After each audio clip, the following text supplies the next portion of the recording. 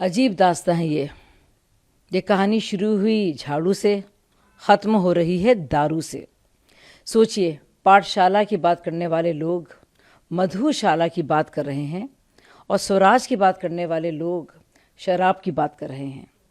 और अन्ना हज़ारे जी के जो दो बुनियादी उसूल थे, वो था भ्रष्टाचार से लड़ाई लड़ना, एक सच्ची लड़ाई लड़ना, और दूसरा एक बहुत ही ज़रूरी एक जंग उनकी थी, वो शराबखोरी के खिलाफ थी, शराब माफिया के खिलाफ थी, शराब सेवन के खिलाफ थी और शराब पीने के खिलाफ थी।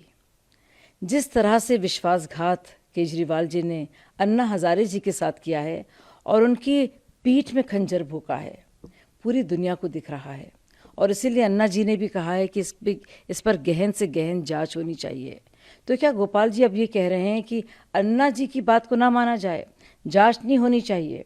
जो राजस्व घटा है, जिस तरह से मुनाफाखोरी हुई है, जिस तरह से ब्लैक लिस्टेड कंपनियों को फ़ायदे दिए गए हैं, जिस तरह से करोड़ों के किकबैक लिए गए हैं, जिस तरह से फ़ोन को नष्ट किया गया है ताकि पूरा डिजिटल ट्रेल ना मिले, जिस तरह से बाकायदा जो भ्रष्टाचार देने वाली, रिश्वत देने वाली पार्टी थी साउथ लॉबी की, वो बाकायदा विजय नायर के थ्रू इस बात की तस्दीक कर रही थी कि हाँ वाकई में ये वही लोग हैं जिनको रिश्वत भेजनी है।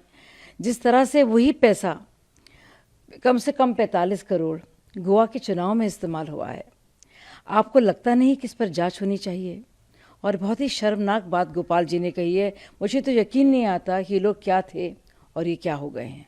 दो महत्वपूर्ण बातें, जिन जिन लोगों के बारे में अरविंद केजरीवाल जी ने अन्ना हज़ारे आंदोलन के दौरान और उसके बाद भी बहुत ही संगीन न सिर्फ इल्ज़ाम लगाए थे, बल्कि बाकायदा भ्रष्टाचारी कहा था, बेईमान कहा था, कट्टर बेईमान कहा था और कई कई बार कहा था, और जिनके खिलाफ उन्होंने बात की थी न सिर्फ जांच करने की बल्कि कड़ी से कड़ी सज़ा सुनाने की, अब वो सारे लोग मिलकर उन्हीं अरविंद केजरीवाल जी के बचाव में आ रहे हैं।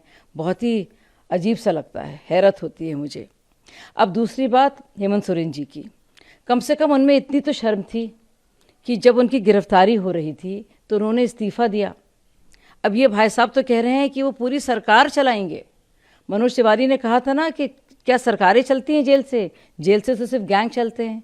लेकिन इतने उनके मंत्री वहाँ पे हैं, मुझे लगता है कि कैबिनेट मीटिंग्स आसानी से होंगी, तो हो सकता है वो सरकार वहाँ से चला लें और वही कुछ माहौल हो जहाँ चार यार मिल जाए वहीं रात हो गुलजार।